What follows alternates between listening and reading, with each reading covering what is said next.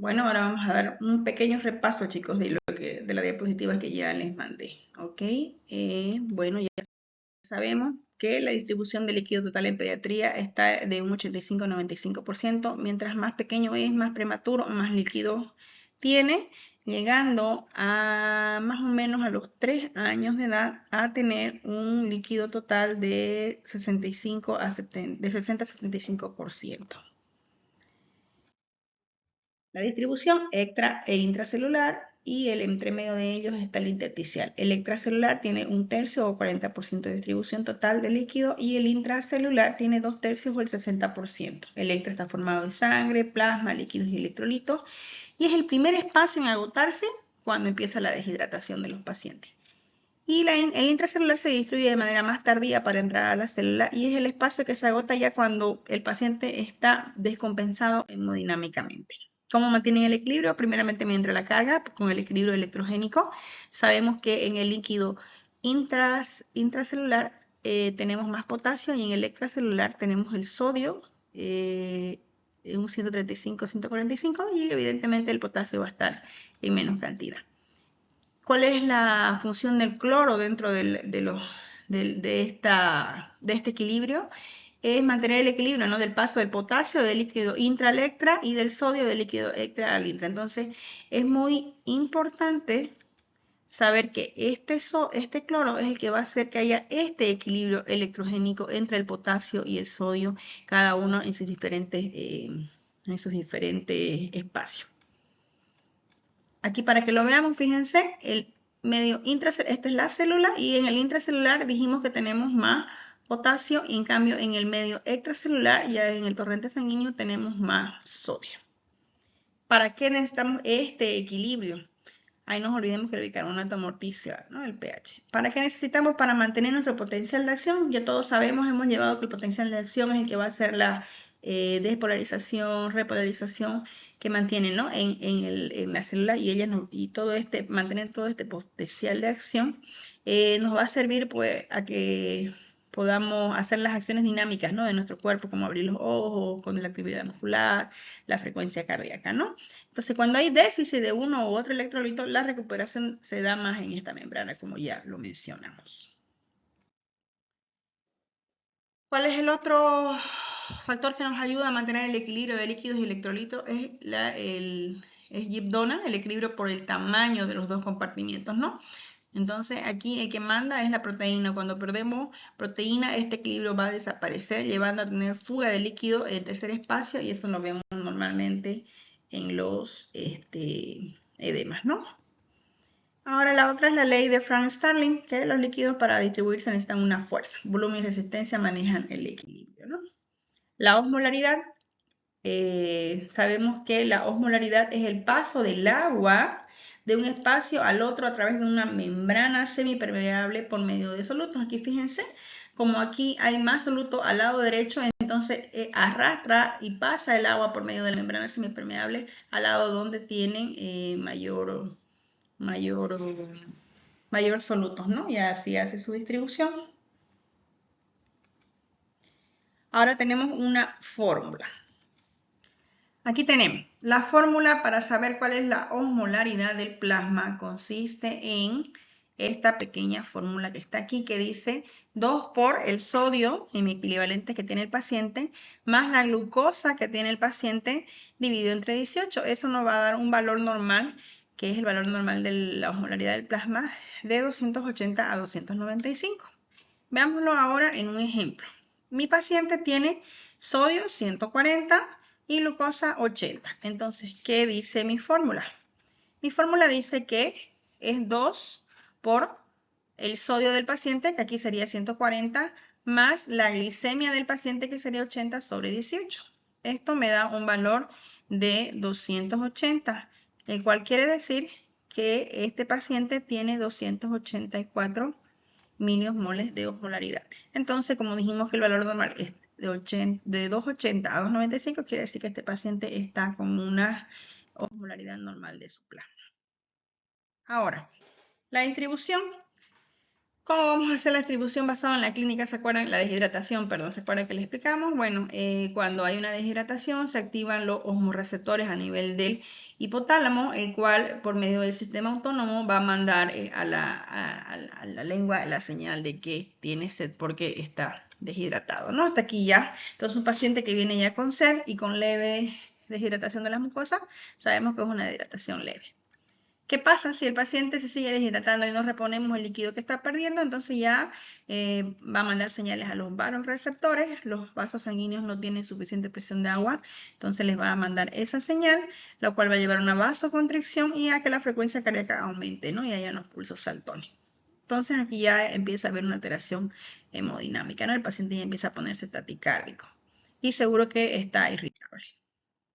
Si persiste la deshidratación y no reponemos los líquidos, se va a activar la hormona peptidonatriurética atrial del corazón, la cual va a mandar señales al riñón, ¿no? Y le va a decir que active por favor el eje renina-angiotensina-aldosterona para que deje de orinar el paciente y pueda mantener el poco líquido que tiene dentro del organismo, ¿no? Y bueno, ahí llegamos al shock hipovolémico, donde el corazón ya no va a tener sustrato, la presión arterial va a disminuir, frecuencia cardíaca va a disminuir, el llenado capilar se va a poner lento por falta de volumen y neurológicamente ya el paciente se va apagando por la falta de líquido que hay y llega a un estupor o a un coma. Ahora, ¿cómo realizamos el tratamiento de la deshidratación? Primeramente vamos a empezar con el plan A, que este plan A, bueno, lo damos en una deshidratación leve, que es menos del 5% de pérdida de líquido, ¿no? Del paciente después de una diarrea o por algún otro motivo por el cual está perdiendo el líquido. Este plan A lo damos vía oral, es de manera ambulatoria y lo que tenemos, la misión del plan A es tener una prevención y un tratamiento. Entonces, el déficit lo vamos a reponer con las sales de rehidratación oral. Normalmente le decimos a la mamá que le dé a tolerancia en pocas cantidades y espaciado, y es el suero de la vida. Fíjense por aquí, por favor, aquí quiero que miren bien cómo está formado mi suero de la vida casero. Entonces aquí tenemos glucosa, tenemos sodio, tenemos potasio, tenemos cloro y bueno, también ahí está la osmolaridad, ¿no? Pero estos son los componentes principales.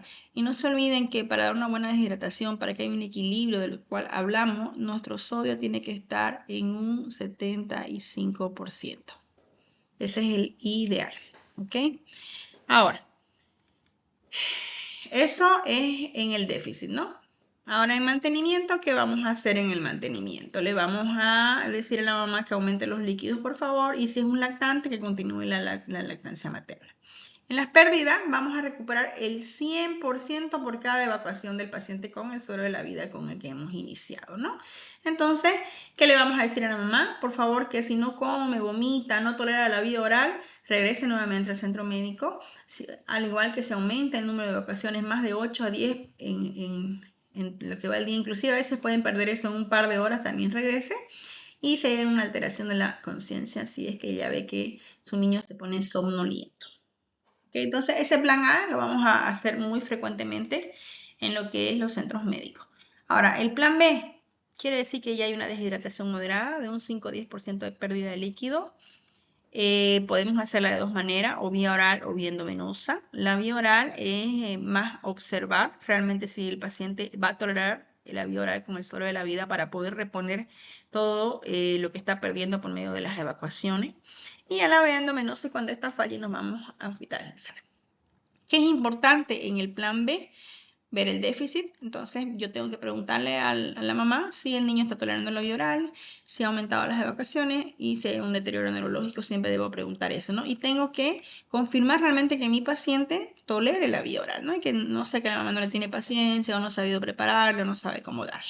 Entonces, cuando yo estoy en un plan B porque estoy en una deshidratación moderada, quiere decir que mi suero de la vida lo voy a dar de 75 a 100 ml por hora dividido en 4 horas. ¿Ya? Siempre levantar mi hoja de balance, ingresar por vía oral y egreso de orina. Ahora, ¿cómo voy a hacer esto? Como les dije, normalmente le damos a 100, vamos a darle, ¿ya? Digamos que estos 100 le voy a dar a un niño de 10 kilos. Dijimos entonces 100 por 10 son, quiere decir que le voy a dar 1000 ml, ¿no? ¿Esto en cuánto? En 4 horas. Entonces, si estos 1000 lo voy a dividir entre 4 para saber en 4 horas, en cada hora, cuánto le voy a dar. Entonces, eso me sale, ahora ya les digo, 1000 dividido 4 van a ser 250. Quiero decir que en cada hora yo le voy a dar 250 ml. Entonces, para ser más específica, voy a dividirlo entre 4, que es cada 15 minutos en una hora. Entonces, eso quiere decir que le voy a dar, este 4 es porque cada 15 minutos son 4 veces, ¿no ves? Que le voy a dar 62 ml, mamá le voy a decir, le va a dar a usted 62 ml cada 15 minutos, ¿ya? Entonces yo les explicaba de que cómo lo hago en onzas en su mamaderita para que mida, ¿no? Más que todo la cantidad, porque tiene que dárselo de a poquito. O sea, tenemos que saber que una onza en la mamadera equivale a 30 ml. Entonces aquí hacemos regla de 3, ¿no? Le quiero dar 62. Entonces, ¿cuántas onzas son? ¿Ya? Ahí hacemos ya la regla de 3 que ya ustedes saben. ¿Ya? Eso por un lado. Ahora, después de que yo termino mis 4 horas, le tengo que preguntar al paciente, ¿tolera la vía oral? ¿Evacuación ha aumentado o no en estas 4 horas que usted ha estado aquí en el centro médico? Y si el niño se ha deteriorado, ¿no? Si pasara alguna de estas cosas, bueno, entonces quiere decir que mi plan B falló, mi plan B vía oral falló, tengo que pasar al plan B endovenoso. Si no pasara y el paciente ya está más hidratado, no está irritable, está tolerando bien en vía oral, entonces me voy a ir al plan A, ¿no? Y la mando a su casa. Ahora, si no, me voy al plan B vía endovenosa. ¿En qué consiste mi plan B vía endovenosa? Primero, el déficit. Tengo que calcular el porcentaje de pérdida de peso por la deshidratación. O sea, este porcentaje tengo que saber cuánto ha perdido para hacer mi cálculo, ¿no? Entonces, por ejemplo, si yo estoy diciendo que una deshidratación moderada tiene un 5 o 10%, vamos a decir de que este niño tiene digamos que tiene un 7% de déficit, ¿ya? Que equivale a 70 ml. Si es 5%, 50 ml. Si es 6%, 60 ml. 8%, 80 ml, así. Entonces, yo lo voy a multiplicar por el peso. Digamos que mi paciente tiene 6 kilos. ¿Ya? Entonces, 70% quiere decir que yo le voy a dar, tengo que reponerle de déficit 450 ml. Vamos al mantenimiento, usamos la regla de Holiday. ¿Ya? Y vámonos y de ahí las pérdidas en una fórmula que es estándar, por favor, ¿ya? Esta es mi fórmula estándar, quiere decir que yo le voy a hacer a todos los niños, voy a calcular sus pérdidas 50 ml por kilo de peso. Vamos en la práctica ahora. Dijimos que esto debo pasarle en 24 horas, ¿ya? Lo voy a dividir en 8 horas y 16, ¿por qué? Porque las primeras 8 horas voy a reponer el líquido de compartimiento extracelular y en las otras 16 ya el líquido de compartimiento intracelular. Para calcular, no se olviden, déficit, mantenimiento y pérdida, la mitad de mi líquido de déficit lo calculo en 8 horas, la otra mitad en 16, un tercio de mantenimiento en 8 horas y 2 tercios en 16, lo mismo que las pérdidas. Entonces, ¿y qué voy a utilizar? Suero fisiológico, el 0,9% o un ringelactato, que fíjense que esto es más o menos parecido al sodio en el líquido extracelular que debemos tener. Entonces así hacemos una buena reposición. En ejemplo, vamos mismo con el niño de 6 kilos. Ya dijimos que en nuestro déficit, dijimos que este niñito de 6 kilos, que tenía más o menos un 7% de déficit, por eso es una deshidratación moderada. Dijimos que le íbamos a dar en total en su déficit 400, dijimos en la anterior diapositiva, ¿no ves? 420. Ahora calculemos su mantenimiento. Según la ley de Holiday, yo le tengo que dar 600. Ya la ley de Holiday ya le mandé un videito, ya lo revisaron, ¿no ves? Entonces mantenimiento 600. Y vamos por la fórmula 50 por 6, quiere decir que le tengo que dar 300 del total de pérdida. Calculemos. Un medio y medio, 420 dividido 2. Entonces quiere decir que a esta niñita de 6 kilos yo le voy a dar 210 y 210. Ahora, un tercio del mantenimiento de 600 serían 200 aquí, que sería un tercio. Y los 2 tercios, 400 son los 600. Y en las pérdidas dijimos un tercio y de 300 serían 100 y 200, ¿no? 100 y 200 aquí. Y hacemos el cálculo total. Muy bien, espero que así ya lo hayan entendido mejor. Entonces aquí hacemos nuestro total de aquí y nuestro total de acá, ¿no? Entonces quiere decir arriba que son 210 más 200 más 100. Quiere decir que las primeras 8 horas, que es para reponer la pérdida de líquido a nivel del compartimiento extracelular, le voy a pasar 510. Y de las extras son 210 más 400. 210 más 400 más 200. Quiere decir aquí que en las otras 16 horas le voy a pasar 810 ml para reponer el líquido perdido en el compartimiento intracelular. Nunca se olviden de que tenemos que hacer siempre un balance, evaluar constantemente mediante un balance hídrico, ¿no? No quiere decir que le paso líquido y listo, no. Yo tengo que hacer mi balance cada ciertas horas para ver cómo está mi paciente. Plan C ya es una deshidratación severa, mayor de 10%, vía endovenosa, hospitalizado siempre y vamos con el déficit.